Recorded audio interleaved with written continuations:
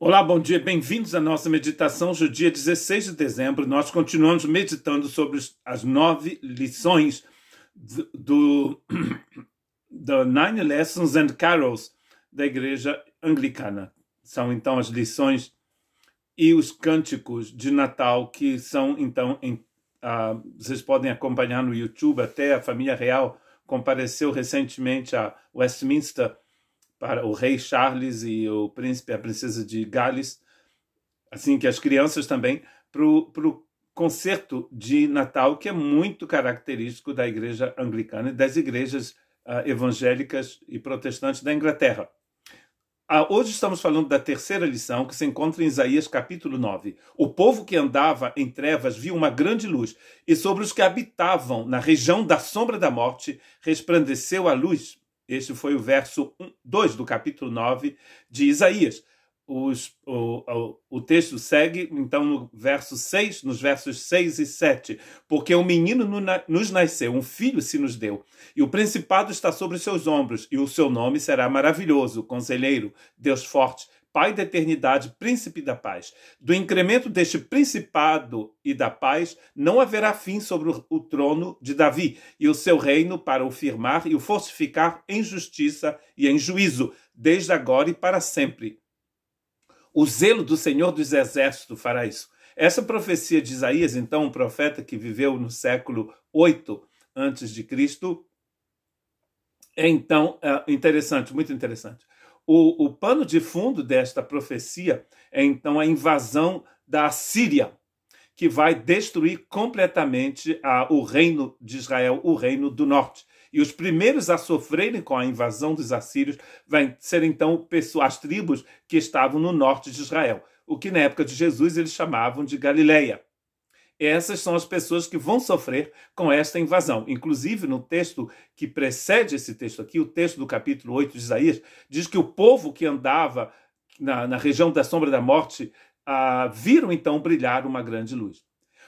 Os que mais sofreram na época em Israel foram as pessoas que moravam na fronteira com os reinos vizinhos, ou seja, o povo da Galileia.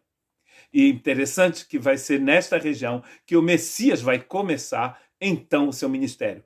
Vamos ler em seguida o texto de Mateus, mas olha que importante aqui nesse texto, que Isaías nos fala que o Messias vem como um bebê, como uma criança. 2 vezes ele vai dizer, o menino nos nasceu, um filho se nos deu. É uma ênfase, né, literária que existia na época, de você fala uma coisa, você diz uma outra coisa para enfocar aquilo que você acabou de falar. O menino nasceu, um filho se nos deu. O Messias poderia ter vindo como Adão foi criado, um homem adulto. O Messias poderia ser um anjo, mas é o Deus que vai se encarnar numa criança. Vai inclusive, todo o tempo de gestação, né, no ventre de Maria vai acontecer, como aconteceu para mim, para você e para todos nós. Um filho se nos deu, um menino, uma criança, um bebê. Lemos então agora Mateus capítulo 4, versos 13 a 16. E deixando Nazaré, foi habitar em Cafarnaum, cidade marítima, nos confins de Zabulon e Naftali, para que se cumprisse o que foi dito pelo profeta Isaías, o que vai ser então falado no capítulo 8 de Isaías. A terra de Zabulon e a terra de Naftali, junto ao caminho do mar, além do Jordão, a Galiléia das nações. O povo que estava assentado em trevas viu uma grande luz, e aos que estavam assentados na região e sombra da morte, a luz raiou.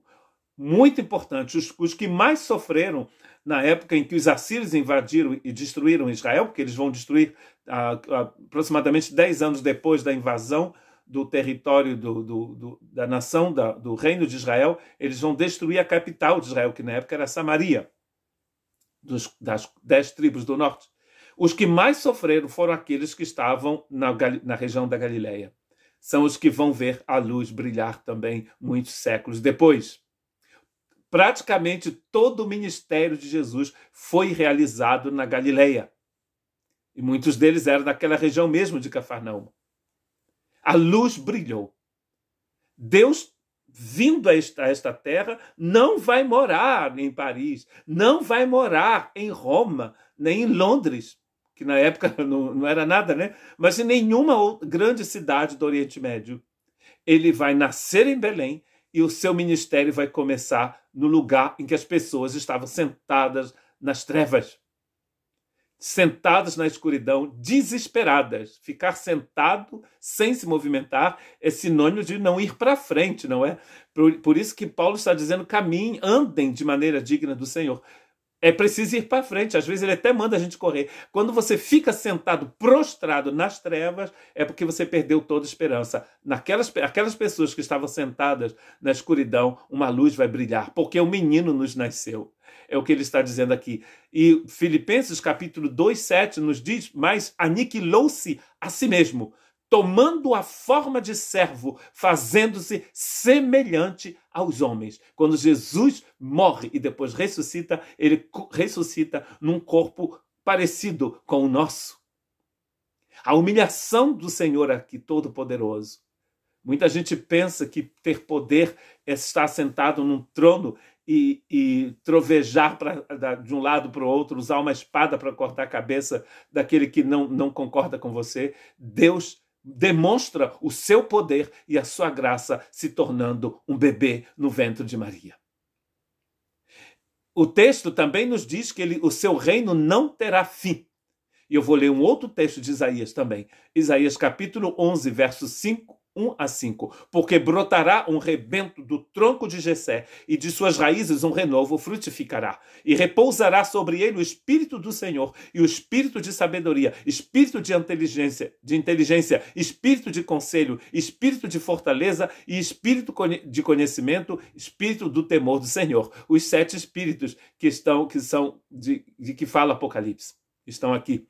E deleitar-se-á no temor do Senhor, e não julgará segundo a vista dos olhos, nem repreenderá segundo o ouvido dos seus ouvidos, segundo o ouvir de seus ouvidos, mas julgará com justiça os pobres, e repreenderá com equidade os mansos da terra, e ferirá a terra com a vara de sua boca, e com o sopro de seus lábios matará o ímpio. É o que também está escrito em Apocalipse. E a justiça será o cinto de seus lombos, e a verdade os cintos dos seus rins. O Senhor julga com justiça. É o que o texto de Isaías diz na nossa lição de hoje. Que Deus te abençoe.